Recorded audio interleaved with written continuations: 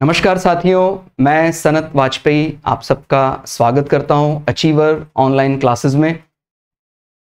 आज की इस क्लास में हम शुरुआत करेंगे वो पार्ट जो जनरल साइंस का बेसिक कवर करता है। ध्यान देना है, अगर मैं ये बात बोल रहा हूं जनरल साइंस का बेसिक, तो इसका ये अर्थ नहीं है कि जो एडवांस लेवल है वो बहुत इंपॉर्टेंट है या ये कम है। इनफैक्ट जितने भी पीआरटी या टीजीटी एग्जाम्स होते हैं उनमें ये बहुत बड़ी भूमिका निभाता है। यदि हमारा बेसिक क्लियर नहीं है तो फिर हम एडवांस लेवल पढ़कर भी एग्जाम क्लियर नहीं कर पाएंगे। और मेरे बारे में मैं और कुछ ज्यादा बताने में समय व्यर्थ नहीं करूंगा। मेरी आपसे इतना ही रिक्वेस्ट है कि टीचर को जानना भी जरूरी है, लेकिन टीचर को आप खुद से ही, आप मेरे नाम मैंने बता दिया सनत वाजपेयी, आप खुद से थोड़ा सा सर्च करेंगे गूगल में तो मेरा एजुकेशन क्वालिफिकेशन क्या है, क्योंकि ये बात तो सही है हमारी कि हमें जो पढ़ा रहा है वो खुद क्वालिफाइड है या नहीं है, वो हमें पता होना चाहिए। लेकिन अगर मैं ही अपने बारे में सब बताने लग जाऊं कि मैंने उस कॉलेज से वहां ये इंजीनियरिंग किया, मेरा ये अचीवमेंट है, तो जमता नहीं है। तो बेटर ये है कि आप लोग रिसर्च करें। अगर नहीं समझ में आएगा तो फिर फाइनली मैं लास्ट जो मैं बेसिक साइंस का क्लास रिकॉर्ड करूंगा, मैं अपने बारे में बता दूंगा। अभी नाम ही काफी है, सनत वाजपेयी। और जैसे कि अचीवर ऑनलाइन क्लासेस में आपको शुरुआत से ही पूरा सपोर्ट मिलता रहा है, जो भी एग्जाम है उस पैटर्न को ध्यान में रखकर हम अपना स्टडी पैटर्न समय समय पर बदलते रहे हैं। तो यहां भी ऐसा ही है।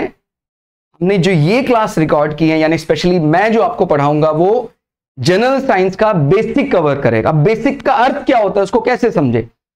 अब जैसे मान लीजिए कभी हम कोई ऐसी बात करते हैं कि भाई हमें एग्जैक्ट, मतलब मैं थोड़ा सा अगर एडवांस लेवल की बात करूं कि angle of interference, angle of अलग अलग प्रकार के रिफ्रैक्शन, एंगल ऑफ, ये सब जब बात करते हैं इनमें हम अलग अलग प्रकार की गणित लगाते हैं, थोड़ा मैथ्स लगाते हैं। फिर हमें पता लगता है कि भाई साइन आई क्या है, साइन आर क्या है, जिसको एंगल ऑफ इंसिडेंस कहा जाता है, यानी किस एंगल पर वो गिर रहा है।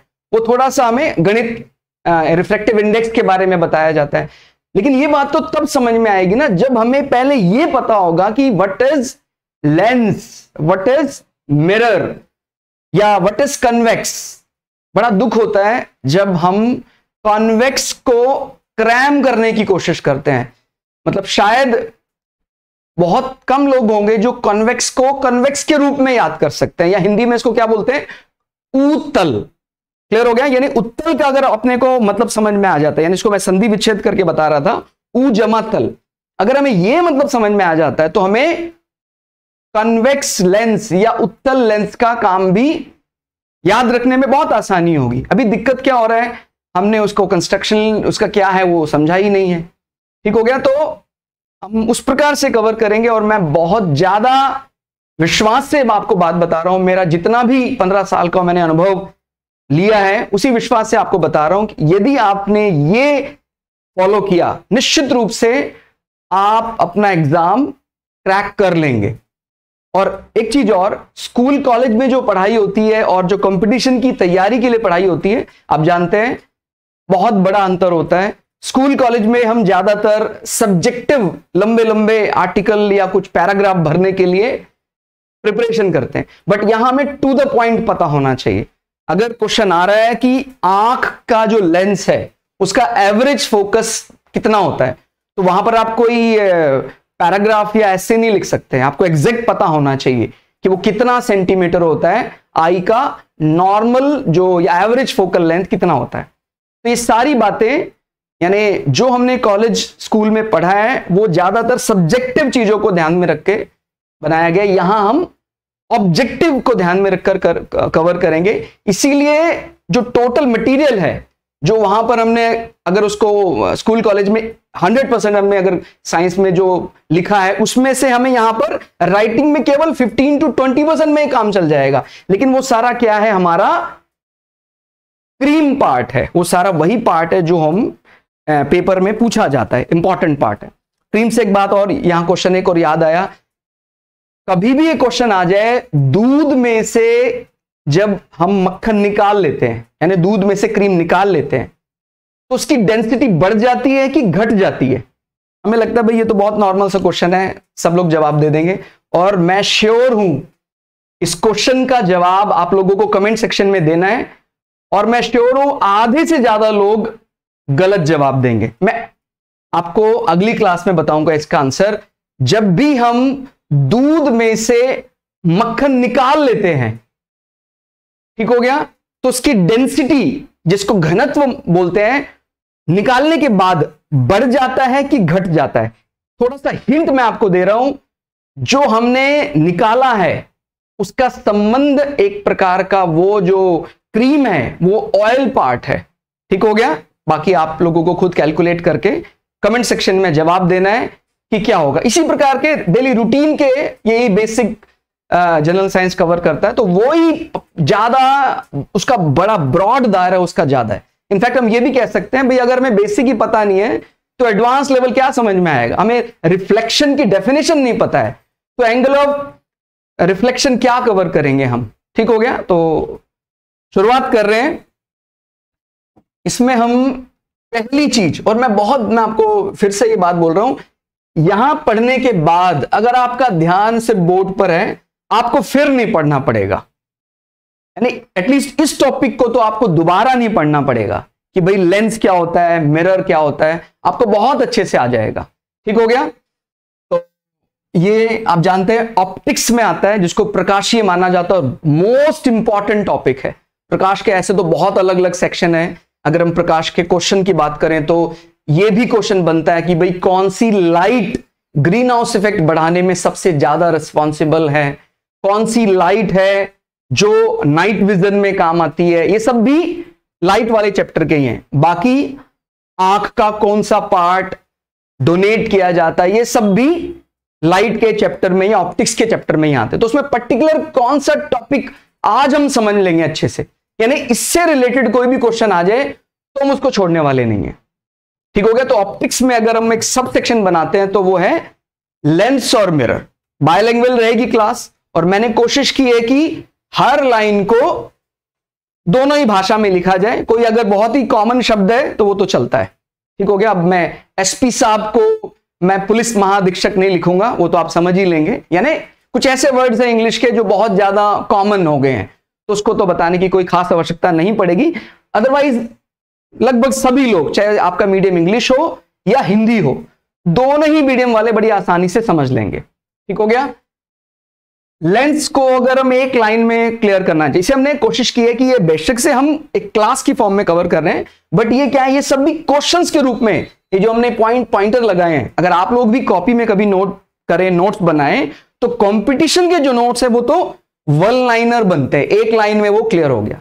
अगर यहां पर आप बहुत लंबे लंबे पैराग्राफ बनाएंगे तो कंपटीशन की जब आपको दोबारा रिवीजन करनी होगी तो फिर वो बहुत मुश्किल हो जाएगा। इसीलिए उसमें से क्या निकालना है अपने को?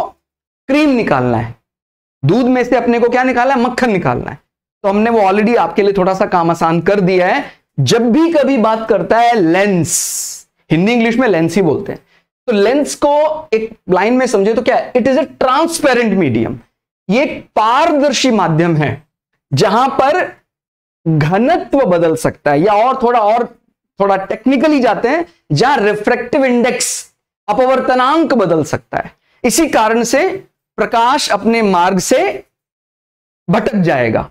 ठीक हो गया। ध्यान रखना, अगर डेंसिटी लेंस की हवा से अलग है तो वो अपने मार्ग से भटक जाएगा प्रकाश, और अगर वो एयर के बराबर डेंसिटी है ग्लास की तो फिर वो अपने मार्ग से नहीं भटकेगा। ठीक हो गया भाई। जैसे अलग अलग प्रकार के कॉन्वेक्स लेंस भी होता है, कनकेव लेंस भी होता है, ऐसे प्लेन लेंस भी होता है। तो जो प्लेन लेंस है वो लाइट को आर पार भेज रहा है और उसमें अपवर्तन या उसके मार्ग में बाधा या उसका बदलाव नहीं कर रहा है। ठीक हो गया। तो पहली बात ध्यान रखनी है, लेंस को अगर कोई पूछे आपसे भाई लेंस होता क्या है, कहता भाई कोई भी ऐसी चीज जहां डेंसिटी वेरिएशन है लेकिन आर पार दिखता है। क्या पानी लेंस की तरह काम कर सकता है? बिल्कुल कर सकता है। आपने किसी ट्रांसपेरेंट पॉलीथीन में पानी भर लिया है, ठीक हो गया भाई, हमने अगर इस प्रकार से एक पॉलिथीन किट को शेप दे दी, इसके अंदर क्या भरा हुआ है, पानी भरा हुआ है, साफ पानी है, डिस्टिल्ड वाटर है, यानी इसमें किसी प्रकार की कोई इंप्योरिटी नहीं है।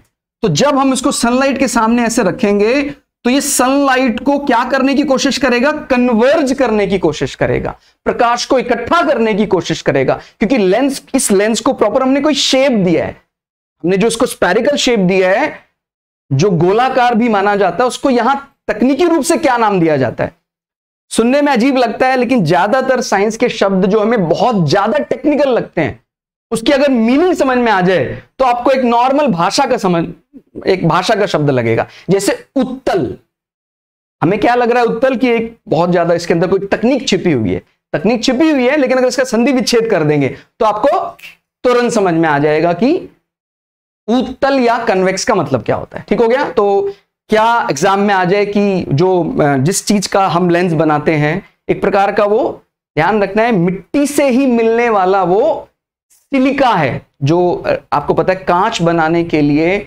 हम जो रेत होता है, सैंड होता है, उसमें से सिलिकॉन ऑक्साइड निकालते हैं, तो वो ज्यादातर उसी से बनाया जाता है। ठीक हो गया। और सिलिकॉन से आपको एक बात भी समझ में आ रहा होगा, यानी अपने मन में ये क्वेश्चन मार्क जरूर क्रिएट करना है, जो व्यक्ति कंपटीशन एग्जाम की तैयारी कर रहा है, भाई व्हाट, वेयर, व्हाई, ये कि भाई अब सर ने बात कर दी कोई रेत की, तो रेत में जो चमकने वाले कण है वो क्या है, सिलिका भी बोल देते हैं, सिलिकॉन ऑक्साइड कह देते हैं। वो सिलिकॉन ही हम आपको पता है इलेक्ट्रॉनिक्स में इस्तेमाल करते हैं, डायोड्स बनाने के लिए, चाहे पैनल्स की बात करें, पैनल्स में भी सिलिकॉन का इस्तेमाल किया जाता है। ठीक हो गया। किसी प्रकार के डायोड्स में, यानी इसको इलेक्ट्रॉनिक्स के साथ जोड़कर देखा जाता है। कभी ऐसा कोई क्वेश्चन आ जाता है कि भाई इंडिया का सिलिकॉन वैली, तो आपको समझ में आना चाहिए तुरंत, सिलिकॉन वैली मींस जहां पर इलेक्ट्रॉनिक्स के ज्यादा प्रोडक्ट्स बनते हैं। तो इंडिया का सिलिकॉन वैली बेंगलुरु, तो वो सब चीजें कनेक्ट करनी है। तो मैं आपको क्या बता रहा था कि क्या लेंस में कांच की बजाय हम नॉर्मल ट्रांसपेरेंट वाटर इस्तेमाल कर सकते हैं, बिल्कुल कर सकते हैं। ठीक हो गया। लेकिन पारदर्शी है, ये कंडीशन है लेंस के लिए, वो आर पार भेज सकता है। दर्पण, या इसको इंग्लिश में मिरर कहेंगे, यह एक अपारदर्शी माध्यम है, ये लाइट को एक साइड से रोक देता है, आर पार नहीं जाने देता, तो उसको क्या बोल रहे हैं, अपारदर्शी।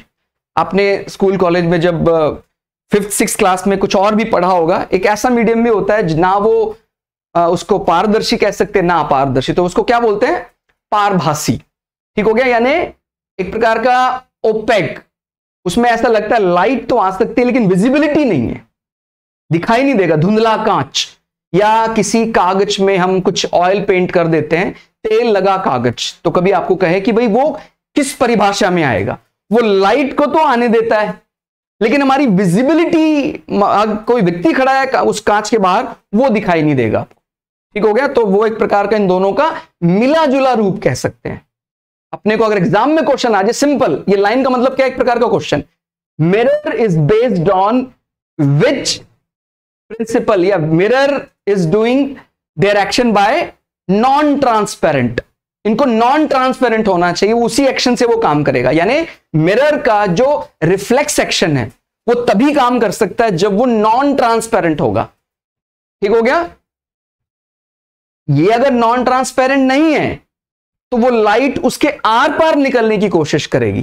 कई दफा ऐसा हो जाता है, जैसे मैंने ओपेक का उदाहरण बताया कि थोड़ी बहुत लाइट वापस आ गई, लेकिन अगर किसी को हम एक आइडियल मिरर बनाना चाहते हैं, then it should be non transparent. ठीक हो गया भाई। हमने एक कोई कांच का टुकड़ा लिया, उसके सामने वाली साइड पर हमने बढ़िया चमकाने के लिए उसको पॉलिश कर दिया, बैक साइड पर उसको ऑफ करने के लिए, यानी लाइट निकल ना जाए, पेंट कर दिया। ध्यान रखना है, जो भी हमारे लिए यूजफुल साइड होगी, जिसका हम मिरर में यूज करते हैं, जिसमें हम देखते हैं, भाई आपके घर में नॉर्मल मिरर में आप अपना चेहरा देख रहे हैं, वो कौन सा मिरर है, प्लेन मिरर, समतल दर्पण बोलते हैं। समतल दर्पण की जिस साइड को, जिसको ऑन साइड कह रहे हैं, ऑन साइड का मेरा कहने का मतलब जो हमारे लिए उपयोग में है, वो क्या है, वो पॉलिश है।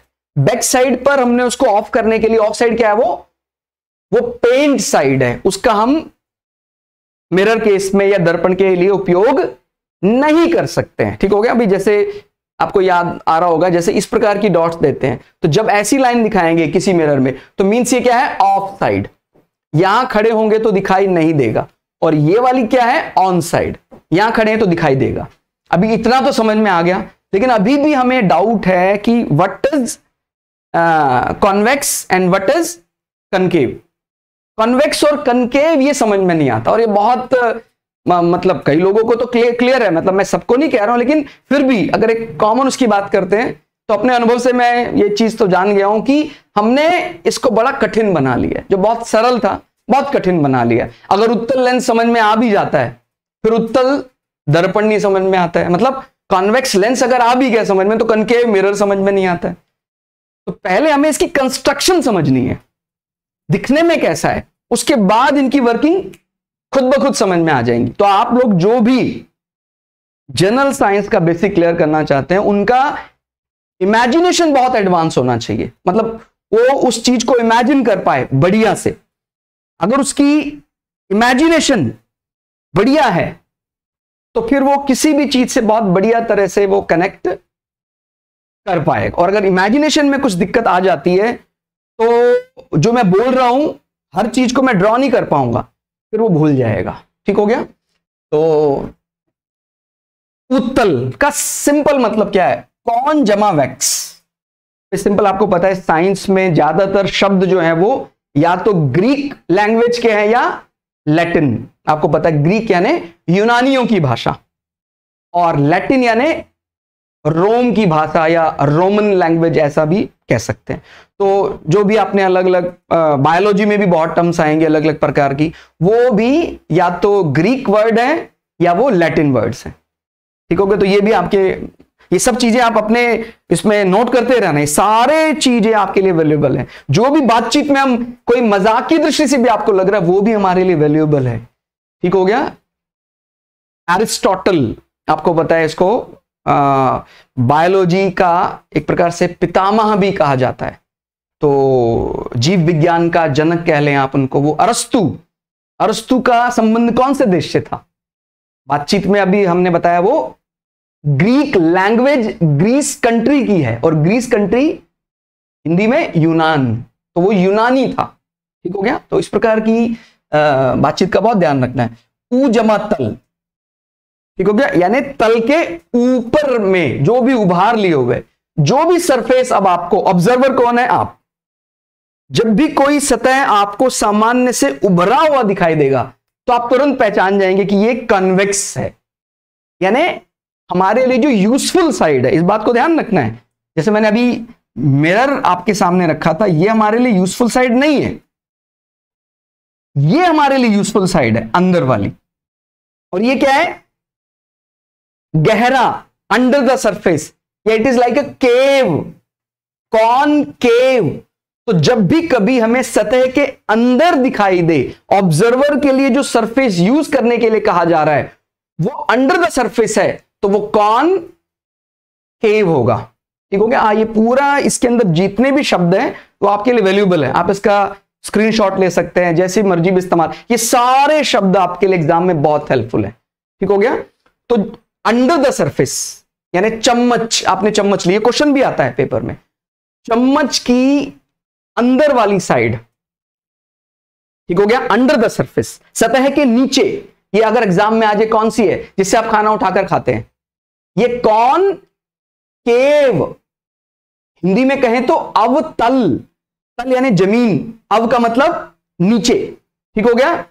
अगर इस चम्मच को उल्टा कर देंगे तो तल के ऊपर, यानी कॉनवेक्स। ठीक हो गया। ध्यान रखना, बहुत सिंपल है। हम ही जिम्मेदार हैं हमारे टॉपिक को समझने के लिए या वाइस होने के लिए। हम अगर हमारा ध्यान बोर्ड पे नहीं रहेगा तो वो टॉपिक समझ में नहीं आएगा। तो एकदम मतलब क्या बोलते हैं, अपनी सीट बेल्ट बांध के रखिए, जरा भी नरम नहीं होना है क्लास के समय कि भाई हम एक साथ दो दो तीन तीन काम कर रहे हैं, फिर टॉपिक समझ में नहीं आएगा। आप एकदम जैसे बोलते हैं मेडिटेशन, ध्यान पूरी तरह से यही होना चाहिए। अगर यहां है तो मैं आपको बोल रहा हूं 100%, यहां कोई 50-60 वाली बात नहीं है, 100% टॉपिक समझ में आएगा। और टॉपिक समझ में आएगा तो आपको पता है हमारा सिलेक्शन भी टॉपिक समझने पर ही निर्भर करता है। बूंद बूंद से कब सागर भर जाता है पता भी नहीं लगता। लेकिन हमें एक भी बूंद ऐसे ही वेस्ट नहीं करनी है कि भाई एक ही तो बूंद है, छोड़ो ना, नहीं समझ में आएगा तो चल जाएगा। नहीं, अगर किसी को कॉन्वेक्स और कनकेव नहीं समझ में आया, उसको आगे फिर कुछ समझ में नहीं आएगा कि भाई शेविंग मिरर कौन सा होता है, ट्रैफिक मिरर कौन सा होता है। इसलिए बहुत ग्रिप बहुत मजबूत होनी चाहिए। ये पकड़ अगर धीमी हो गई, टॉपिक अगर आपने ढीला छोड़ दिया, तो फिर वो आपकी समझ में नहीं आएगा। ठीक हो गया? तो ऊ जमा तल, ऊ का मतलब ऊपर, सतह के ऊपर, तो कॉन्वेक्स। सतह के नीचे क्या है? अवतल। सतह के नीचे होगा तो अवतल। ये सिंपल शाब्दिक है, हमें चाहे टेक्निकल लग रहे हो, बड़े तकनीकी शब्द लग रहे हैं, लेकिन अब आई थिंक आपको समझ में आ गया होगा। ठीक है, बिल्कुल। अवतल अंडर द सरफेस, उतल, ऊ का मतलब ऊपर, अव का मतलब नीचे। ऐसी कोई भी चीज आप साउंड में भी सुनेंगे तभी हमें आपको तुरंत समझ में आना, जिसे एक अवश्रव तरंगे होती है।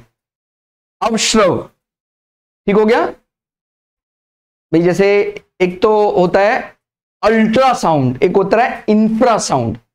जो हमारा साउंड का लेवल है उससे जो नीचे का साउंड होगा उसको बोलेंगे इंफ्रासोनिक, या हिंदी में अवश्रव। और जो हमारे लेवल से ऊपर का साउंड है उसको बोलेंगे पराश्रव या अल्ट्रासोनिक। आपको पता है सारी साउंड तो हम सुन नहीं सकते हैं, तो साउंड में और लाइट में भी एक प्रकार का तुलनात्मक अध्ययन अभी दिमाग में एक लगाकर चलें। उसका भी कुछ कुछ प्रोपोगेशन अगर हम डिस्कस करेंगे। भाई साउंड को मीडियम चाहिए और light does not require any medium to propagate. Light को कोई मीडियम नहीं चाहिए, वो वैक्यूम में भी चल सकती है। जिसकी हम बात कर रहे हैं ये सब लाइट पर ही तो बेस्ड है। ठीक हो गया? तो आई थिंक काफी हद तक ये चीजें आप समझ पा रहे होंगे। और कुछ हद तक आप अगर लाइट और साउंड में कुछ कॉमन निकालने की कोशिश करें कि भाई जैसे हमारे घर में डिश टीवी लगा हुआ है, ये इस प्रकार की शेप होती है। और अगर आप ध्यान से देखें, आपका जो कान है, ईयर, जो साउंड को इकट्ठा करता है, उसकी शेप भी डिश टीवी के इस शेप की तरह है। बिकॉज डिश टीवी जैसे सिग्नल को हम एक प्रकार का क्या बोल रहे हैं, वो लाइट है लेकिन आंखों से नहीं दिखती है। वो सारी लाइट कहां इकट्ठी कर देता है, वो उसका रिसीवर देखा होगा आपने, डिश टीवी, टाटा स्काई, बाटा स्काई, जो भी आपके घर लगा हुआ है, उसका जो डिश रिसीवर है वो सारे सिग्नल को फोकस पर इकट्ठा करने के लिए डिजाइन है। मींस क्योंकि इसने अंदर वाली साइड का इस्तेमाल किया, तो आप कह सकते हैं dish TV is like a concave mirror. आपको समझ में आया? बिल्कुल ग्रिप मैंने बोला धीमी नहीं होनी चाहिए। समझ में आया आपको? कॉनकेव मिरर की तरह काम कर रहा है। मिरर का मतलब जो भी लाइट है उसको टकराकर वापस कर रहा है, और क्योंकि वो गहरे वाली साइड इस्तेमाल कर रहा है, ठीक हो गया, अंडर द सरफेस है, तो ये कॉनकेव मिरर हमारे लिए यूजफुल साइड है। ये साइड क्या बोलेंगे? Of side. ये क्या बोलेंगे? On side. अब इसको कान के साथ मींस साउंड के साथ इसका रिजेंबल या इसके समान रूपता देखनी हो तो क्या होगा? हमारा कान भी एक प्रकार का साउंड को कन्वर्ज करने की कोशिश करता है, यानी दूर से कहीं साउंड आ रही, बहुत बहुत ही हाई क्वालिटी का डायाफ्रेम या पर्दा बोलते हैं ना, कान का पर्दा। आंख में भी एक पर्दा होता है, वो हम डिस्कस करेंगे। कान में भी एक पर्दा होता है।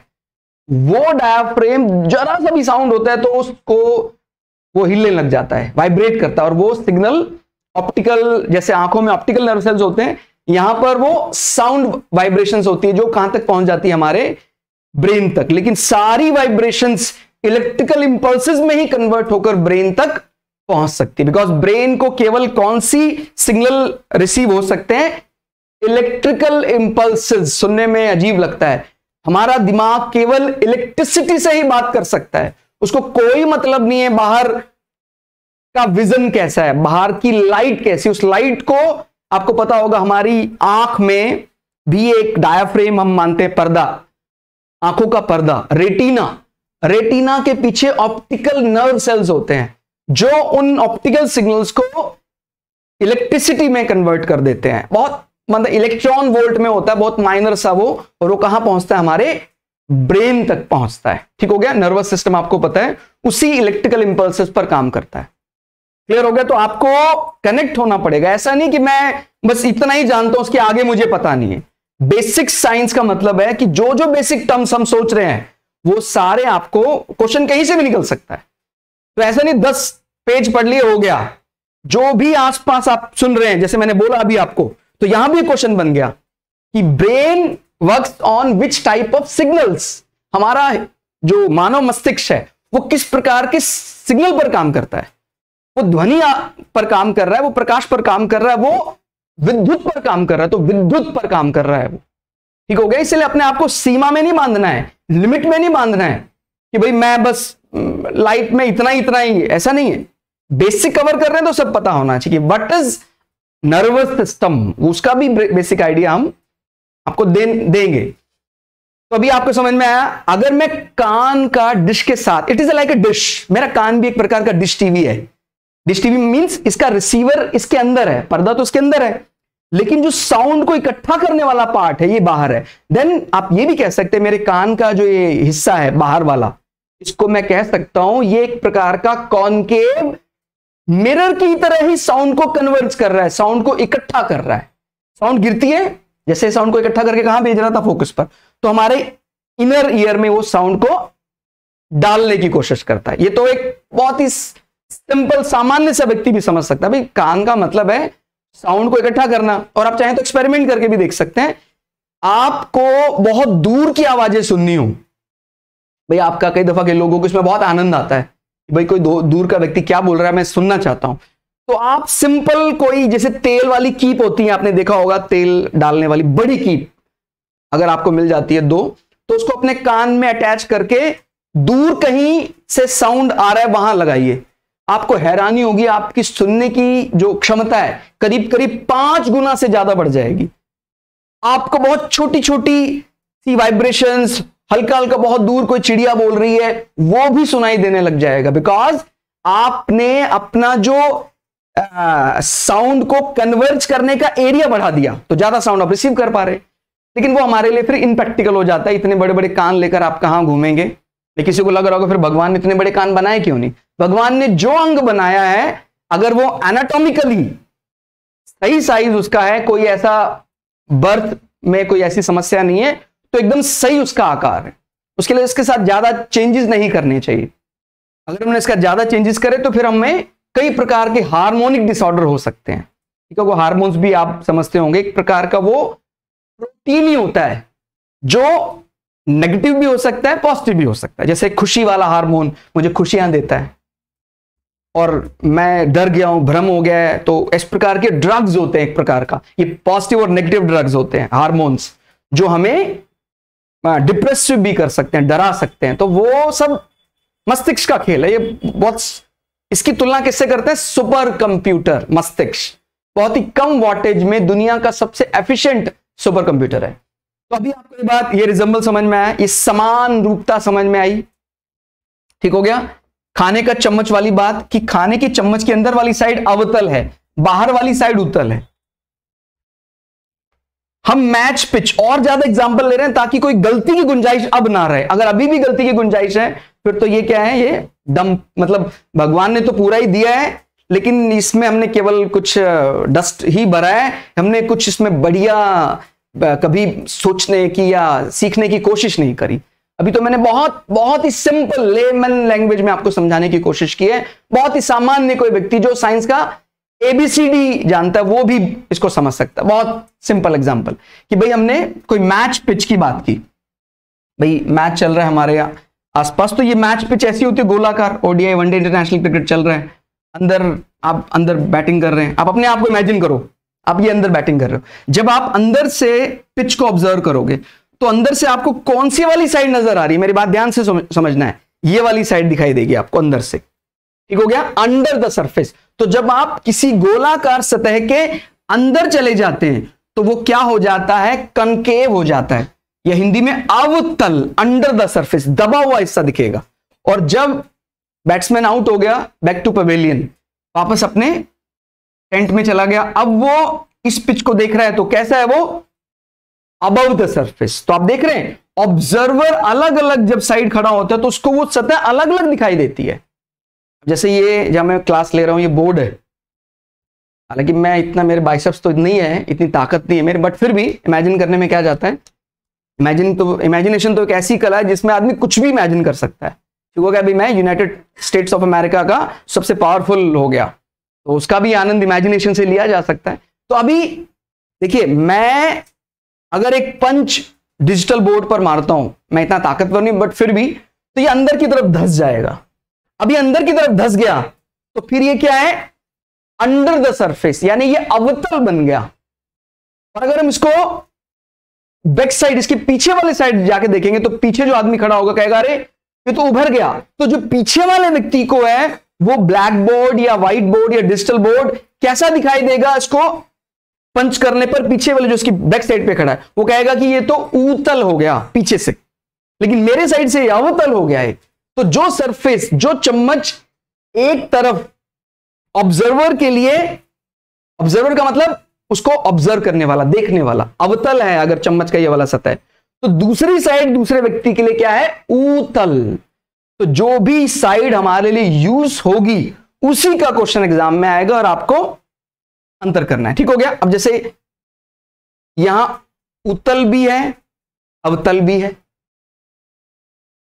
ठीक हो गया। लेकिन जब कभी भी बात करेंगे कि भाई कोई, यानी इन दोनों टुकड़ों को हमने जोड़ दिया तो ऐसा बन गया, स्पैरिकल बन गया, गोलाकार एक सतह है। गोलाकार सतह बाहर से किसी व्यक्ति को कैसी दिखाई देगी, कॉन्वेक्स। और अगर उस गोलाकार सतह के आप अंदर चले जाएं तो सतह कैसी दिखाई देगी, कॉनकेव। अंतर समझ में आ गया। ये बहुत, इसमें इसीलिए टाइम ज्यादा लगा रहे हैं हम, ताकि किसी भी तरह से कोई डाउट ना रह जाए।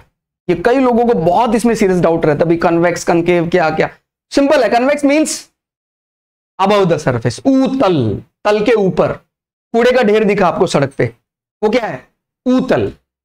ठीक हो गया। उत्तल कह लो आप, मैं तो ऊतल इसलिए बोल रहा हूं, आपको लग रहा है यार इसको हिंदी भी बोलनी नहीं आती, तो इतना तो आप लोगों को समझ में आ रहा होगा मैं क्यों ऐसे कर रहा हूं। संधि विच्छेद थोड़ा सा मतलब ओपन करने की कोशिश कर रहा हूं ताकि आप इसको आसानी से समझ सकें।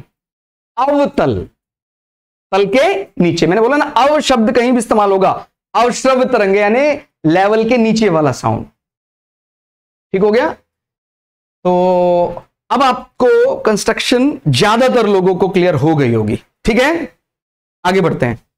इसमें और भी सिंपल लैंग्वेज में, एक मोटे व्यक्ति का, भाई वो बिल्कुल ध्यान नहीं देता है अपने शरीर का। आपको पता है व्यायाम करना बहुत जरूरी है, व्यायाम करना, योग करना, ये दो अलग अलग चीजें हैं। आपको लग रहा है सर इसकी क्या बात है, ये भी हमारे लिए क्वेश्चन है, ध्यान रखना है। जब भी हम योग की बात करते हैं उसका संबंध कहीं ना कहीं एक आध्यात्म से जोड़ लें आप उसको, ध्यान मुद्रा से हमारी सोल को फीडिंग कराना है। और जब व्यायाम की बात करेंगे तो हमारे शरीर को पुष्ट करने की बात है। शरीर को आप ऑब्जर्व कर सकते हैं, देख सकते हैं, सोल आत्मा को आप ऑब्जर्व नहीं कर सकते, मींस मतलब विजिबल आंखों से तो नहीं देख सकते, हाँ कुछ तरीकों से उसको आइडेंटिफाई करने की कोशिश की जाती है कि भाई ये आत्मिक रूप से थोड़ा परेशान है, इसीलिए इसके शारीरिक उसमें भी उसके लक्षण आ गए हैं। तो ध्यान रखना, जब भी हम योग की बात करेंगे तो वो एक आध्यात्मिक सोल को प्रसन्न करने के लिए हम योग करते हैं, आत्मिक शांति के लिए, और शरीर को पुष्ट रखने के लिए, शरीर ठीक रहे, शरीर प्रसन्न रहे, उसके लिए व्यायाम करते हैं। बहुत डिफरेंट। ठीक हो गया। तो ये मैंने क्या बोला, वो व्यक्ति बिल्कुल मेडिटेशन नहीं करता है, बिल्कुल व्यायाम नहीं करता, तो वो खा खा के वो, मतलब मैं ये खाना चाहिए बिल्कुल अच्छा है, मैं किसी को नेगेटिवली नहीं बोल रहा हूं, बट फिर भी अगर कोई ज्यादा फैट हो गया है तो उसके पेट को देखकर अपने को क्या अंदाजा दिखाई देता है कि वो अबव द सरफेस, यानी वो पेट उभरा हुआ देखकर अपने को ध्यान आता है कि वो ऊतल पेट है। मतलब इससे ज्यादा सिंपल उदाहरण तो मैं नहीं ले पाया। अगर अभी भी समझ में नहीं आया तो फिर समझ में ही नहीं आ सकता है। ठीक हो गया। ऊतल सतह, कोई मोटे व्यक्ति के पेट को देखकर, क्योंकि ऑब्जर्वर बाहर से आइडेंटिफाई कर रहा है, तो वो उभार देखकर अपने को समझ में आता है उत्तल सतह। और कोई इतना ही ज्यादा, उसने बहुत ज्यादा व्यायाम को कर लिया है, वो पेट की उसके मतलब उसके स्केलेटन भी दिखने लगा है, कपाल भाती बहुत करता है वो, शायद बाबा जी का बहुत अच्छा भक्त है वो। तो अंडर द सरफेस उसका पेट अब ऐसा लगता है जैसे अंदर की तरफ चला गया। मतलब बोलते हैं ना, अतिवादी नहीं होना चाहिए, एक्सट्रीमिस्ट नहीं होना चाहिए, चरमपंथी भी कह देते हैं। आपने सुना होगा ये शब्द भी, हिस्ट्री में भी हम पढ़ाते हैं कि भाई वो चरमपंथी था, वो नरम, ऐसा इस प्रकार के अलग अलग शब्द आते हैं एक्सट्रीम लेवल पर जो चले जाते हैं। फिर वो कई दफा अगर उनकी बात नहीं मानी जाती तो फिर वो बहुत वायलेंट हो जाते हैं, वो उग्र भावनाओं पर उतर भी आते हैं। तो एक मोटे व्यक्ति का पेट देखकर उत्तल सतह प्रतीत होती है, और ऐसे कोई बहुत ज्यादा पेट अंदर की तरफ धंस गया तो अवतल। ठीक हो गया? अगर ये ऑब्जर्वर यहां से देखा जा रहा है और इसी प्रकार से अगर ये पेट अंदर की तरफ चला गया है तो ये सतह क्या है? कॉन्वेक्स। तो ये हमें अच्छे से ध्यान करना है, यानी कोई अब गलती की गुंजाइश नहीं होनी चाहिए कि भाई अभी भी मैं कुछ मिस कर रहा हूं, ऐसा नहीं होना चाहिए। ठीक हो गया? अब आते हैं इनके, क्योंकि उपयोग हमारे लिए बहुत महत्वपूर्ण है, उपयोगों पर भी बहुत क्वेश्चन आते हैं।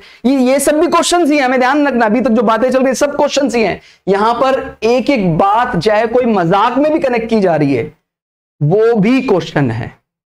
ठीक हो गया?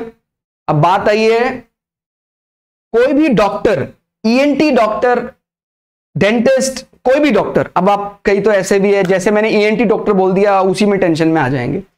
मैंने बोला ना, जनरल कभी भी डॉक्टर शब्द आ जाए तो आपको तुरंत समझ में आना चाहिए डॉक्टर का मकसद क्या है। हमारे छोटे छोटे अंगों को वो देखना चाहता है बड़ा करके। कोई भी डॉक्टर वो चीजों को बड़ा करके देखना चाहता है, और बड़ा दिखाने की ताकत सिर्फ एक लेंस में है, सिर्फ एक लेंस में, ध्यान रखना है, कॉन्वेक्स लेंस, उत्तल लेंस। ठीक हो गया? वो हम आगे, ये दूसरी टेबल है, इसके जरिए भी इनकी प्रॉपर्टी बताएंगे। लगभग सारे, मतलब आपके जितने भी अभी तक एग्जाम में क्वेश्चंस आए हैं वो सारे क्वेश्चंस का जो क्या बोलते हैं मास्टर की, वो ये है। ये चाबियां ऐसी हैं जो सारे क्वेश्चनों पर लग जाएंगी। भाई आपने चाहे ट्रैफिक मिरर की बात की है, आपने चाहे डॉक्टर की बात की है, सबके अभी तक अभी तो ये समझ में आया आपको उत्तल सरफेस क्या होती है, लेंस भी समझ में आ गया जो आर पार होता है। और अगर वो उत्तल तो है लेकिन एक साइड पर हमने पेंट कर दिया तो फिर वो उत्तल दर्पण भी बन सकता है और अवतल दर्पण भी बन सकता है। तो अभी वो समझ में आएगा। ये सतह है, ये लाइन का मतलब क्या है? ऑफ साइड, इसका यूज नहीं हो सकता। और ये दूसरा एक, ये ऑफ साइड है। तो आप बता सकते हैं इन दोनों में से कौन सा उत्तल दर्पण है। दर्पण क्यों है? क्योंकि ये नॉन ट्रांसपेरेंट है, इसमें हमने पेंट कर दिया है ताकि लाइट आर पर ना जा पाए। और हमें उत्तल दर्पण आइडेंटिफाई करना है, कॉन्वेक्स मिरर। तो ऑब्जर्वर कहां खड़ा होगा? यहां। तो यहां पर ये जो सरफेस ऑब्जर्व कर रहा है ये तो अंडर द सरफेस है। तो ये कौन सी है? ये कौन सा दर्पण है? अवतल दर्पण। और ये उत्तल दर्पण। मैंने आपको डॉक्टर की जो बात की, डॉक्टर का मकसद क्या होता है? चीजों को बड़ा देखना, यानी जो भी छोटे छोटे अंग है माइक्रोस्कोपिक लेवल पर, भाई जैसे कान में कोई मैल वगैरह निकालना है, ईएनटी डॉक्टर का मतलब वैसे क्या होता है? Ear, nose, throat. आपको पता है इन तीनों का संबंध है, ये भी पूछ सकता है ईएनटी का फुल फॉर्म। इन तीनों का आपसी संबंध होता है, नाक, कान, गला। कई दफा ऐसा होता है गले में खराश ज्यादा हो रही है तो उससे हमें जुकाम हो गया या सुनने में दिक्कत हो गई, जैसे नजला, ये सब का आपसी संबंध होता है। नजले में नाक, कान, गले का आपसी संबंध होता है। तो ईएनटी एक्सपर्ट या कोई भी डॉक्टर, मैंने बोला ना कोई भी डॉक्टर, मकसद एक ही है डॉक्टर का, छोटे अंगों को बड़ा देख। तो कौन सा लेंस बड़ा दिखा सकता है? आपको पता है उत्तल लेंस। उत्तल लेंस की कंस्ट्रक्शन कैसी होगी? जो दोनों साइड से उभार लिए हुए हो। अब कई लोग ये भी कह रहे होंगे सर मैंने तो ऐसा लेंस भी देखा है। इसको हम क्या बोलेंगे? एक तरफ से उत्तल है, एक तरफ से समतल, तो इसको बोलते हैं प्लेनो कॉन्वेक्स या समोत्तल। ये समतल है, ये उत्तल है, ये प्लेनो कॉन्वेक्स। लेकिन हम जब भी किसी चीज को बड़ा देखना चाहते हैं तो उसके लिए ये गुड चॉइस नहीं है कॉन्वेक्स, जो दोनों साइड से उभार लिए हो और इसको जितना ज्यादा गोल करेंगे उतना ही वो बढ़िया दिखा सकता है। मींस उसकी पावर, आपको पता है लेंस मिरर की पावर किसमें मापी जाती है? डायप्टर। ये भी क्वेश्चन है अगेन। डायप्टर लेंस और मिरर का पावर यूनिट होता है। तो जो भी बड़ा कर सकता है उसका पावर पॉजिटिव में मापा जाता है। ठीक हो गया? और जो बड़ा तो बहुत दूर की बात है, बराबर भी नहीं कर सकता है, वो हमेशा छोटा ही दिखाता है। तो दूसरे वाला जो लेंस है वो है अवतल लेंस। उसका पावर नेगेटिव में मापा जाता है। वो हमेशा या तो छोटा दिखाएगा या वो शून्य साइज, उसको बोलते हैं बहुत छोटा। अभी आपको यह बात भी समझना जरूरी है कि what is the difference between small and very small. दोनों में बहुत बड़ा अंतर है। एक छोटा होता है और एक बहुत छोटा होता है। वो भी हम यहां कवर करेंगे। तो अभी तक जो भी हमने डिस्कस किया, आई थिंक आपको ये बात क्लियर हो गई होगी। उत्तल, अवतल, और कोई भी डॉक्टर का मकसद क्या? बड़ा देखना। तो बड़ा देखने के लिए कोई भी ईएनटी डॉक्टर, डेंटिस्ट को उत्तल लेंस या अवतल दर्पण, अब हम आपका काम बहुत आसान करने वाले हैं। यहां तक तो हमें जितना समय लगाना था लगा दिया। अब हम सीधे क्वेश्चनों पर आ रहे हैं और आप खुद ही क्वेश्चन का आंसर देना शुरू कर देंगे। मैं सिर्फ आपको एक लेंस समझाऊंगा, उत्तल लेंस के वर्किंग प्रॉपर्टीज, आपको चारों समझ में आ जाएगी। हमने ऐसी कोशिश की कनेक्ट करने की। देखिए, कंस्ट्रक्शन इनकी अलग अलग हो सकती है। इक्वल टू का निशान आप सबको दिख रहा होगा। कंस्ट्रक्शन अलग हो सकती है, लेकिन इनकी वर्किंग प्रॉपर्टी, उत्तल लेंस और अवतल दर्पण की वर्किंग प्रॉपर्टी बराबर हैं। ठीक हो गया? ध्यान रखना है, मेरी शब्दों पर ध्यान दो। ठीक हो गया? किसी को अगर आंख 6x6 नहीं भी है, माने उसको अगर थोड़ा भी कम भी दिख रहा है तभी भी चलेगा। साउंड एकदम क्लियर होना चाहिए कि क्या टीचर बोल रहा है, उसी से इंटरेक्शन बढ़ता है।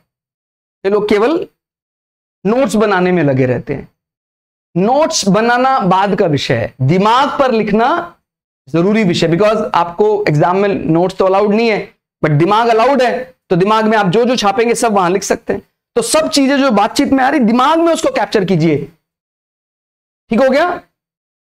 तो convex lens is equal to concave mirror. उत्तल लेंस का काम करने का तरीका अवतल दर्पण के जैसा होता है। ठीक हो गया? मैं कंस्ट्रक्शन की बात नहीं कर रहा हूं, कंस्ट्रक्शन में अलग है। उत्तल लेंस ऐसा दिखता है और अवतल दर्पण ऐसा दिखता है, लेकिन ये दोनों ही वर्किंग प्रॉपर्टी में एक से हैं। वास्तव में हम केवल क्या पढ़ रहे हैं? उत्तल लेंस, लेकिन हमने इतने बढ़िया ढंग से इसको कनेक्ट कर दिया कि आपको इसके भी सारे क्वेश्चन समझ में आ गए। भाई जैसे मान लो एग्जाम में आता है, कोई ऐसा दर्पण बताओ, कोई ऐसा मिरर बताओ जो इमेज को एनलार्ज कर सकता है, जो इमेज को बड़ा कर सकता है। एक ही मिरर है ऐसा, कनकेव मिरर। कभी एग्जाम में आ जाए, क्या किसी भी तरह से कुछ ऐसा करके कन्वेक्स मिरर में बड़ा दिखाई दे सकता है? मेरी बात को अच्छे से सुनना। केवल कन्वेक्स सुनकर एकदम एक्शन मत लेना। कन्वेक्स क्या? कन्वेक्स मिरर बड़ा दिखा सकता है। Convex mirror is equal to concave lens, ये हमेशा ही छोटे बनाएगा। इसके बस का, मैंने बोला ना, बड़ा तो बहुत दूर की बात, ये बराबर भी नहीं बना सकता ये जोड़ा। देन यूनिवर्सल लेंस या वीवीआईपी कैटेगरी लेंस कौन सा है? Convex lens. और स्फेरिकल लेंस या गोलाकार लेंस भी क्या है? एक प्रकार का कन्वेक्स लेंस, क्योंकि उसकी पावर ज्यादा है। मैंने बोला जितना ज्यादा गोल उतनी ज्यादा हाई पावर। वो भी आपको, हालांकि वो एडवांस लेवल पे पढ़ाया जाता है। तो जैसे मान लो ये चीज है, हम फोकस अपनी मर्जी से नहीं तय करते हैं, ये डिपेंड करता है कितना ज्यादा वो गोला है। आपने मैथ्स में भी पढ़ा होगा, भाई हम रेडियस लगाते हैं, फिर उसमें रेडियस का डबल करते हैं, तो फिर क्या होता है? डायमीटर होता है। उसी आधार पर लेंस भी डिजाइन होता है। तो जैसे ये किसी ना किसी गोले का हिस्सा, अगर हम ये गोला पूरा ड्रॉ कर दें, इस गोले का क्या, हर गोले का क्या होता है? सेंटर। ये सेंटर है, इसको हम बोल देते हैं लेंस का रेडियस। ठीक हो गया? और इसका हाफ क्या होगा? Exact half. ये कोई तुक्का नहीं है भाई कहीं भी कुछ भी लगा दे, नहीं। सेंटर ऑफ कर्वेचर ये पॉइंट का नाम है। इसका एग्जैक्ट हाफ होगा फोकस पॉइंट, और इस फोकस और ये इसके बीच में डिस्टेंस, इसको बोलते हैं फोकल लेंथ। और फोकल लेंथ जितनी कम होगी पावर उतनी ज्यादा होगी। बात समझ में आ गई आप लोगों को? अब जैसे मान लीजिए मैंने ऐसा लेंस बना दिया, ऐसा लेंस बनाऊंगा तो आपको पता है गोला बड़ा आएगा, बिकॉज धीरे धीरे क्या होता जा रहा है, ये प्लेन होता जा रहा है, सीधी रेखा नहीं होनी चाहिए ज्यादा। अगर कोई कन्वेक्स लेंस ज्यादा अलाइन है, सीधा है, ज्यादा लीनियर डायरेक्शन में जा रहा है, उसकी पावर उतनी ही कम होगी, और जो जितना स्पेरिकल होगा, जितना गोल होगा, उसकी पावर उतनी ही ज्यादा होगी। यानी अगर मैं आपके सामने ये दो ऐसे ड्रॉ कर दूं तो आपको देखते तुरंत समझ में आना चाहिए लेफ्ट साइड या राइट साइड, किसकी पावर ज्यादा है, लेफ्ट की राइट की पावर किसकी ज्यादा है, जल्दी बताइए। राइट की पावर ज्यादा है, क्योंकि इसका फोकल लेंथ कम है, और अगर इसका ड्रॉ करेंगे सर्कल तो काफी बड़ा आएगा, और फोकल लेंथ बड़ी होगी। ये फॉर्मूला होता है पावर का, ये भी आप याद कर लेना, power is equal to 1/f। इसी लेंस का पावर निकालना है तो अपने को फोकल लेंथ पता है, बस फोकल लेंथ को 1/2 मतलब 1 डिवाइडेड बाय लिख कर दो, 1/f is equal to power. ये डायप्टर में मापा जाता है, प्लस डी और माइनस डी, मैंने बता दिया आपको। प्लस डी उसी के लिए लिख सकते हैं जो इमेज को क्या कर सकता है, बड़ा कर सकता है। तो मैंने बोला आंसर की for all the questions, question कोई भी हो आंसर यही होंगे। कोई भी क्वेश्चन आप देखो एग्जाम में आया, अभी बड़ा देखना है, डॉक्टर के सारे क्वेश्चन लार्ज इमेज, उसके यही उसका इंटेंशन है। डॉक्टर उसके दिमाग में खराबी थोड़ी है, जो ऑलरेडी चीज छोटी है, भाई कान नाक गले की जांच कर रहा है, वो छोटा दिख रहा है उसको, तो बड़ा ही करना चाहेगा ना वो, मतलब कॉमन सेंस से भी आप समझे इस चीज को, लार्ज करना है। एंडोस्कोपी आपको पढ़ा होगा, क्वेश्चन आता है, आ चुका है, पुराने क्वेश्चन पढ़ लीजिए आप। एंडोस्कोपी में डॉक्टर कौन से लेंस का इस्तेमाल करता है, एंडोस्कोपी का मतलब सूक्ष्म अंगों का अध्ययन। जब सूक्ष्म अंग है तो बड़ा ही करके दिखाई देगा ना उसको, तो एंडोस्कोपी में कॉन्वेक्स लेंस का इस्तेमाल होता है। ठीक हो गया, कन्वेक्स लेंस। जो काम कन्वेक्स लेंस कर सकता है, अगर आप उस काम को मिरर के जरिए करवाना चाह रहे हैं तो कन्वेक्स लेंस की वर्किंग प्रॉपर्टी कनकेव मिरर के बराबर है। बट आपको पता है कई जगह ऐसी हैं जहां हम लेंस ही लगा सकते हैं, मिरर नहीं लगा सकते। फॉर एग्जाम्पल, अगर किसी को आई साइड वीकनेस है तो आंख को रिकवर करने के लिए, आंख को ठीक करने के लिए वो लेंस ही लगाएगा, मिरर तो नहीं लगा देगा ना। आपको पता है मिरर आर पार ही नहीं दिखेगा, फिर कहता जी पावर तो बहुत बढ़ गया। अरे वो अंदर भी तो जाना चाहिए सिग्नल, जो एनलार्ज इमेज का सिग्नल है, या जो भी हमारा मकसद है, अभी हम आगे उसको कवर करेंगे, यानी दूर दृष्टि दोष या निकट दृष्टि, जो भी आपको दिक्कत है वो भी कवर करने के लिए लाइट अंदर तो जानी चाहिए, बट मिरर ऐसा काम नहीं कर सकता है। बट कहीं ऐसा कुछ हो, ट्रैफिक बहुत ज्यादा है, आपने देखा होगा कोई भी ट्रैफिक मिरर है, अपने घर पे अभी चेक करो, बाहर जाके कहीं सेंटर, आप कहीं क्लास पढ़ रहे हैं, बाहर जाके देखें आप, बाइक कार स्कूटर साइकिल कुछ भी खड़ी है, जो ट्रैफिक मिरर है या टी पॉइंट पर कोई भी मिरर लगा है, उसका मकसद क्या है? उसका मकसद है भी इतनी ज्यादा गाड़ियां सड़क पर आ रही है, सारी गाड़ियों को अगर वो छोटे से शीशे में उतारना चाहता है तो कब पॉसिबल? आप थोड़ा कॉमन सेंस लगाएं। पीछे दो ट्रक आ रहे हैं, ये दोनों ट्रक मेरे शीशे में साफ दिखाई दे रहे हैं, क्योंकि उसने उस वाइड एरिया को छोटे में कवर कर दिया, मतलब उसने एक्चुअल इमेज से छोटी इमेज दिखाई है। तो वो कौन सा मिरर है आप लोग बताइए? मिरर नॉट लेंस, वो कॉन्वेक्स मिरर है। Then all traffic mirrors are convex mirror. कोई भी ट्रैफिक में इस्तेमाल होने वाला, मैं आप उसको अलग अलग डिवाइड नहीं कर रहा हूं, टी पॉइंट पे बताओ सर, हमारे बाइक पे अलग बताओ, हमारे कार में अलग बताओ, समझ में आ गया आपको? लॉजिक समझ में आ गया आपको? कॉन्वेक्स मिरर, स्मॉल इमेज, उसका यही मकसद है। वास्तव में मैं आपको फिर बता रहा हूं, हम वास्तव में पढ़ के आ रहे हैं सिर्फ कॉन्वेक्स लेंस, इसकी प्रॉपर्टी इसके बराबर है, and vice versa is also true. यानी अगर दूसरा जोड़ा ले लो, बेशक आप ये ना भी पढ़ो, भाई यहां लार्ज इमेज है तो ये स्मॉल इमेज है, कन्वर्जिंग नेचर यानी प्रकाश इकट्ठा करना चाहते हो तो आप ये लेंस या ये मिरर लगाओ। सिग्नल इकट्ठा करना, प्रकाश इकट्ठा करना, लेकिन अगर उस सिग्नल को फैलाना चाहते हो दूर, जैसे अगर हमने ये कौन सा मिरर है, सभी लोग बताएंगे, प्रयास करेंगे, बुत बन के नहीं बैठेंगे हम। हमारा रिएक्शन टाइम आप बताइए, सभी लोग बताइए, रिएक्शन टाइम कम होना चाहिए कि ज्यादा होना चाहिए? हिंदी में हम लोगों का प्रतिक्रिया समय ज्यादा होना चाहिए कि कम? जल्दी बताइए, 1 2 3। हमारा रेस्पॉन्स टाइम या प्रतिक्रिया समय बहुत ही कम होना चाहिए, तभी हम जल्दी चीजों को रेस्पॉन्स कर पाएंगे। कम टाइम में अगर आप जल्दी बता सकते हैं तभी कंपटीशन एग्जाम भी क्लियर कर सकते हैं। ठीक हो गया? इसीलिए बहुत ज्यादा ऐसी कोई भी चीजें, जंक फूड जो बॉडी का रेजिस्टेंस बढ़ाती हैं, ऐसी कोई भी चीजें जिससे सिग्नल जाने में प्रॉब्लम आती है। आपको पता है अल्कोहल के परमानेंट इंटेक से, यानी परमानेंट वो बिना शरीर का ध्यान रखे अल्कोहल शरीर में लिया जा रहा है, उसका रिस्पॉन्स टाइम बहुत ज्यादा हो जाता है। वो ब्रेक लगाने के लिए पैर उठाता है बट तब तक एक्सीडेंट हो जाता है। तो इन चीजों को एक धैर्यवान व्यक्ति है जिसको किसी भी प्रकार के कंपटीशन को जीतना है, इन चीजों से परहेज करना चाहिए, बिकॉज ये रिएक्शन टाइम बढ़ा देगा, परमानेंट ही बढ़ा देगा। फिर कोई पूछेंगे आप 2+2, तो जवाब तो देगा वो, बट ज्यादा समय लेगा। ऐसे दिमाग का कंपटीशन में तो कोई फायदा नहीं है। तो मैंने आपको बोला ये एक मिरर है, तो आपको समझ में आ गया, बिकॉज एक साइड ऑफ है इसकी, ये ऑफ साइड है। अब ऑन साइड कौन सी है? ये वाली। तो ऑन साइड उभरी हुई है, तो ये कॉन्वेक्स मिरर है। अगर इस पे लाइट गिराएंगे आप, तो देखिए ये लाइट को फैला देगा।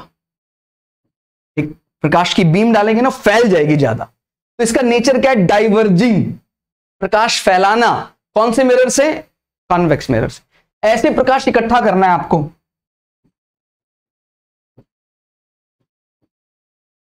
कौन सा मिरर? Concave mirror. ठीक हो गया? प्रेफर्ड फॉर स्मॉल डिस्टेंसेस, ज्यादातर केसेस में। ठीक हो गया भाई? घर में कोई जैसे पास की चीज किसी को दिक्कत आती है, ये आपको पता है, चश्मा जिसको लगा उसको पता होगा भाई, उसको पास का नहीं दिखता है।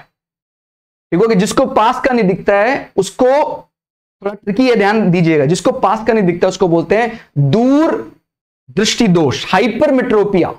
वो उसका रीजन भी मैं आपको बताऊंगा बाद में। अभी इतना ध्यान रखना, जिसको भी पास का नहीं दिखता, पास का भी कुछ मतलब होना चाहिए। जिसको 50 सेंटीमीटर, यानी आपकी हथेली खोल लो आप सभी लोग, यहां तक का दिखने में प्रॉब्लम है, ये पास का होता है। बिकॉज पास का भी कोई ना कोई मतलब होना चाहिए ना भाई, कितना पास। तो हमारे लिए मनुष्य का जो फोकल लेंथ है वो 25 है ऑन एन एवरेज, एंड 50 इसका सेंटर ऑफ कर्वेचर है। तो 50 तक कोई चीज देखने में जिसको समस्या आ रही है, उसकी पास की नजर कमजोर है। और जिसकी भी पास की नजर कमजोर है उसको कन्वेक्स लेंस लगाना पड़ेगा। इट इज कॉल्ड हाइपरमेट्रोपिया, दूरदृष्टि दोष। वो अगेन मैं बता रहा हूं, ये जो आपको सुनने में उल्टा लग रहा है कि why it is so called दूरदृष्टि दोष, जबकि इसमें पास की नजर कमजोर होती है, वो भी मैं आपको समझा दूंगा। प्रॉब्लम इसमें नहीं है, प्रॉब्लम हमारी समझ में, हमने गलत पढ़ा है इसको। दूरदृष्टि दोष वास्तव में नाम आया क्यों है, why it is so called hyper, उसका जो टेक्निकल, वो जो मैं अगली उसमें मैं आपको समझाऊंगा ये बात। बट आपको इतना ध्यान रखना है, पास की नजर उत्तल लेंस, जिसको दूर का नहीं दिखता भाई, कहता भाई जब भी मैं क्लास में बैठता हूं, आपको पता है स्कूल कॉलेज में जब भी क्लास होती है तो 50 सेंटीमीटर से तो दूर ही बच्चा बैठेगा, चाहे पहले ही बेंच वाला बच्चा भी हो, 50 सेंटीमीटर आपको पता है बहुत कम होता है। ये सब भी हमें प्रैक्टिकल आकलन होना चाहिए। हमारा जो स्केल होता है ज्योमेट्री बॉक्स का, वो 15 सेंटीमीटर का होता है। तो 15, 30, 45, 50, तो लगभग वही एक हथेली। तो बच्चा 50 सेंटीमीटर के दूर ही बैठ के क्लास अटेंड करेगा ना। तो अगर आपको किसी को क्लास में साफ साफ नहीं दिख रहा है, तो आप कहां की नजर कमजोर है आपकी? बताइए। दूर की नजर कमजोर है। और दूर की नजर को रिकवर करने के लिए कौन सा लेंस लगाया जाता है? Preferred for distance, concave lens लगाया जाता है। ठीक हो गया? और fourth point, but one of the most important point है, जब भी कभी आपको रियल इमेज चाहिए हो, ये रियल एंड इन्वेस्टेड लिखा है, इसको इन्वर्टेड कर लेना, यानी वास्तविक और उल्टा, रियल एंड इन्वर्टेड। ठीक हो गया? Real and inverted. आपको वास्तविक का मतलब क्या होता है? कहता सर हमें पता है, हमें मत बताओ, हमें सब पता है। कई लोगों को विश्वास होता है, कई लोगों को क्या होता है? अति विश्वास, क्या ओवर कॉन्फिडेंस, उसी चक्कर में नैया डूब जाती है। तो विश्वास तो बहुत अच्छी चीज है, लेकिन अति विश्वास नहीं होना चाहिए। अगर नहीं पता है तो पता होना चाहिए व्हाट इज रियल। रियल मतलब रियल, वास्तविक वो है। फिर वर्चुअल का मतलब, कहता सर वो नहीं है। तो उसको हम यहां कैसे ड्रॉ कर सकते हैं? देखिए, मैं अगर आपने स्कूल कॉलेज में बड़ी शरारत की होगी, कोई भी क्वेश्चन आप भूलने लग जाओ तो याद रखना आपका अपना लेंस कौन सा है। बचपन में खूब दोस्तों के हाथ जलाए हैं, कहता था चल तुझे मैं आनंद दिलाता हूं, बढ़िया मजा आएगा। धूप में उसका हाथ रखते थे, ऊपर से लेंस लगाते थे, उसका हाथ जलने लग जाता था।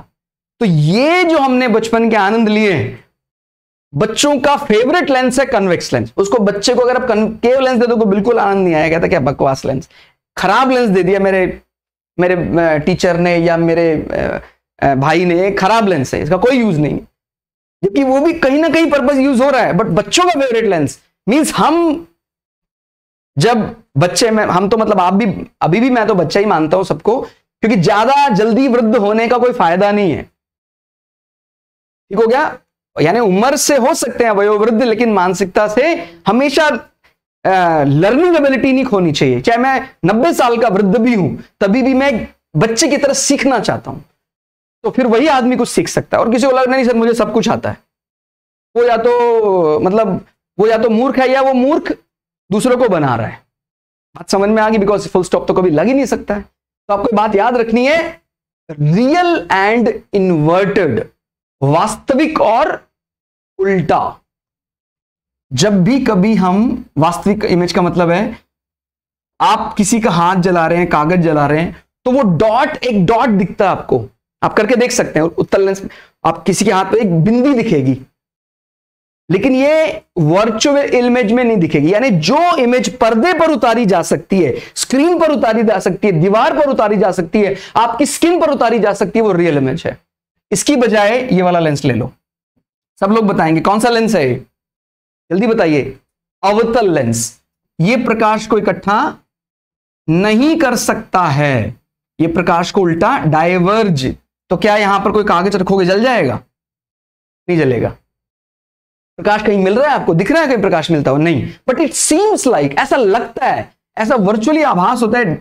और जो भी वर्चुअल इमेज बनाई जाती है वो कैसे बनाई जाती है? डॉटेड इमेज, कि ये यहां पर मिलती हुई प्रतीत होती है, then it is virtual image, आभासीय प्रतिबिंब।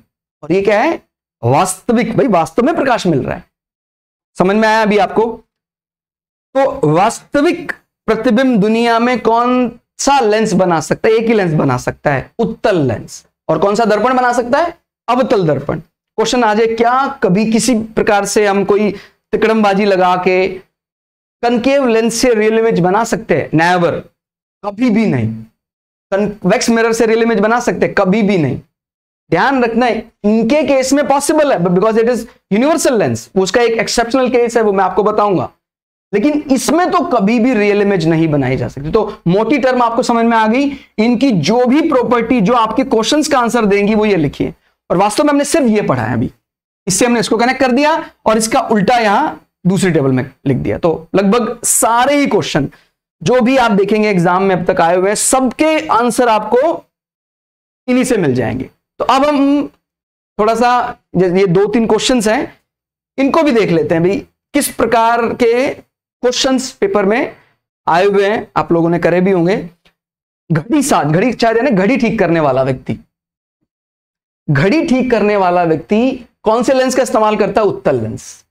सोलर कुकर, मकसद क्या है? ध्यान रखना है, मकसद भूलना नहीं है। सोलर कुकर में प्रकाश इकट्ठा करना है, फैलाना है? भाई प्रकाश इकट्ठा करेंगे तभी तो खाना बनेगा, तभी तो गर्म होगा। वो प्रकाश इकट्ठा करना है। और मिरर की बात कर रहा है, कौन सा मिरर प्रकाश इकट्ठा कर सकता है?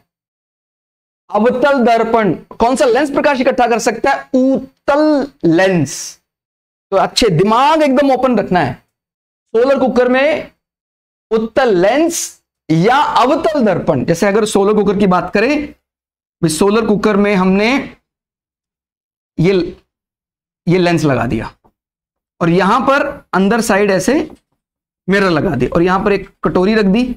इस कटोरी में हमने जो भी चावल दाल जो भी पकाना आपको, तो देखिए ये लेंस क्या करेगा? प्रकाश को इकट्ठा कर देगा और जो थोड़ी बहुत लाइट यहां से निकल भी जाएगी, ऐसे सीधी निकल जाएगी। तो ये आपको पता है कॉनकेव मिरर लाइट को अगेन क्या कर देगा? ये भी इकट्ठा कर देगा। तो आपका जो खाना 1 घंटे में पकना था वो 15-20 मिनट में पक जाएगा। ठीक हो गया?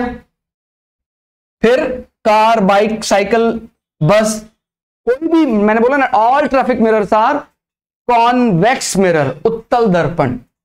टेबल लैंप प्रकाश इकट्ठा करने के लिए उत्तल लेंस। ठीक हो गया?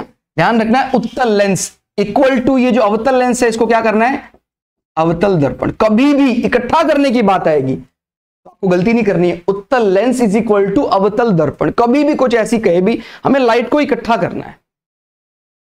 तो ऐसी शेप अगर हम किसी मिरर की दे देंगे तो लाइट को इकट्ठा कर देगा। ठीक हो गया? ध्यान रखना है, लेंस का मतलब लाइट को आर पार अलाउ कर देगा, मिरर का मतलब लाइट को आर पार अलाउ नहीं करेगा। लेकिन दोनों की प्रॉपर्टीज, दोनों के क्वेश्चंस सेम हो जाते हैं। उत्तल लेंस इज इक्वल टू अवतल दर्पण और अवतल लेंस इज इक्वल टू उत्तल दर्पण। तो आसानी से दाढ़ी बनाने के लिए, मकसद क्या है दाढ़ी बनाने के लिए?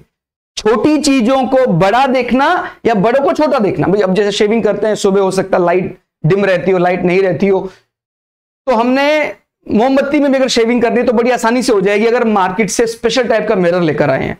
वो मिरर छोटी चीजों को बड़ा दिखा सकता है। तो आपको पता है कौन सा मिरर है वो? अवतल दर्पण।